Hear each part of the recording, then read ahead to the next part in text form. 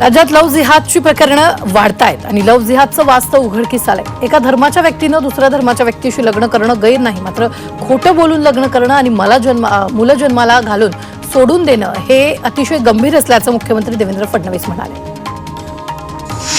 Eknath शिंदेच्या operation टायगरवर राऊतांनी जोरदार हल्लाबोल केलाय। सत्तेची मस्ती आम्हाला दाखवू नका असं म्हणत 2 तासासाठी आमच्या हातात ईडी सीबीआय द्या, म्हणजे अमित शहा सुद्धा मातोश्रीवर येऊन आमच्या पक्षात सामील होतील असं वक्तव्य राऊतांनी केलं।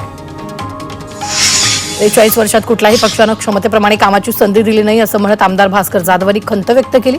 तसंच 43 वर्षाच्या राजकीय जीवनात कधीही पदांसाठी स्टंटबाजी न करता जे मिळालं त्यामध्ये समाधान मानलं असंही जाधव म्हणाले। जुन्नरमध्ये अजित पवारांनी सार्वजनिक बांधकाम विभागाला झापले। न्यायालय इमारतीच्या उद्घाटन कार्यक्रमाला अजित पवार उपस्थित होते। बाहेर आलेले खिळेंनी अंतर्गत स्वच्छतेवरून अजित पवारांनी अधिकाऱ्यांना चांगलंच सुनावलं। कोल्हापुरातील कसबा बावडा इथं भाजपचा मेळावा पार पडला। आगामी स्थानिक स्वराज्य संस्थांच्या निवडणुकीच्या तयारीसाठी ही कार्यशाळा आयोजित करण्यात आली। या मेळाव्याला चंद्रशेखर बावनकुळे, चंद्रकांत पाटील यांच्यासह भाजपचे पदाधिकारी उपस्थित होते। कृषी मंत्री माणिकराव कोकाटेंच्या शेतकऱ्यांबाबतच्या अपमानकारक वक्तव्याविरोधात ठाणे शहर शेतकरी कामगार पक्षाने निषेध आंदोलन केले।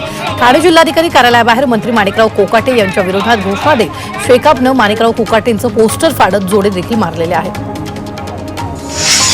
खासदार नरेश म्हस्के यांच्या नेतृत्वाखाली शिवसेना कार्यकर्त्यांनी पदाधिकाऱ्यांच्या मेळावा एरोलीमध्ये संपन्न झाला। यावेळी महायुती झाल्यास महायुतीमधून आणि जर एकला चलोरेची भूमिका घेतली जात असेल तर त्यासाठी देखील आम्ही तयार असल्याची प्रतिक्रिया नरेश म्हस्के यांनी दिली आहे। यवतमाळच्या पुसदमध्ये मंत्री इंद्रनील नाईकांनी पोलिसांना सज्जड दम दिलाय। सेवालाल जयंती शोभायात्रेत एका युवकाचा अपघाती मृत्यू झाला होता। दरम्यान ज्या वाहनानं दुचाकीला धडक दिली त्या चालकाला सोडायचं नाही, तसंच हलगर्जीपणा खपवून घेतला जाणार नाही असाही इशारा त्यांनी दिला। कोल्हापुरात शौचालय हटाव मोहिमेसाठी महिलांनी महाआरती केली।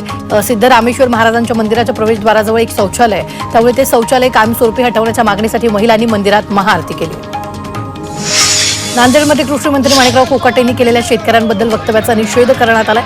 त्याच्या निषेधार्थ काँग्रेसकडून जोडेमारो आंदोलन करण्यात आले। यावेळी कोकाटेंनी तात्काळ माफी मागावी अशी मागणी काँग्रेसचे खासदार रवींद्र चव्हाण यांनी केली।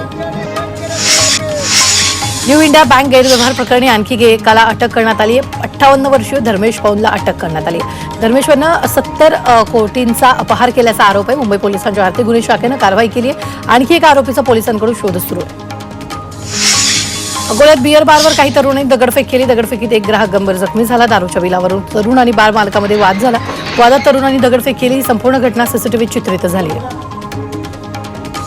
मुलाच्या सोशल मीडिया पोस्टमुळे वडिलांना तुरुंगात जावं लागले। मध्य प्रदेशच्या शिवपुरीमधील हा प्रकार आहे। मुलानं वडिलांच्या मोबाईलवरून एक व्हिडिओ बनवून पोस्ट केला होता। यामध्ये अश्लील भाषेसह धमकी देण्यात आली होती। लेखी तक्रारीनंतर ही कारवाई करण्यात आली। सिद्धी परिसरात गावठी कट्टा बाळगणाऱ्या सराईत आरोपीला जेरबंद करण्यात आले। पोलिसांनी सापळा रचून ही कारवाई केली। कारवाईत एक गावठी कट्ट्याचा जिवंत काडतूस असा एकूण 70,000चा मुद्देमाल जप्त केला।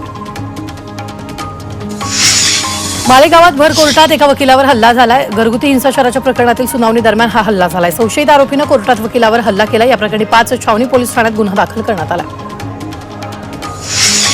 कृषी मंत्री माणिकराव कोकाटे यांच्या शेतकऱ्यांबाबतच्या अपमानकारक वक्तव्याविरोधात ठाणे शहर शेतकरी कामगार पक्षानं निषेध आंदोलन केलं।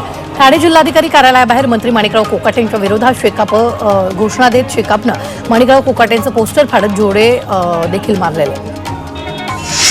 मुंबईत पुन्हा मराठी विरुद्ध अमराठी वाद सुरू झालाय। रूपम शोरूमच्या मॅनेजरनं हिंदीचा आग्रह धरल्यानं वाद झालाय। मॅनेजरचा तरुणाला गुजराती हिंदी बोलण्याचा आग्रह। तरुणाच्या तक्रारीनंतर शिवसेना उद्धव बाळासाहेब ठाकरे पक्षाचा रूपमला दणका देण्यात आला। रूपमच्या मॅनेजरला त्यांनी माफी मागायला लावली।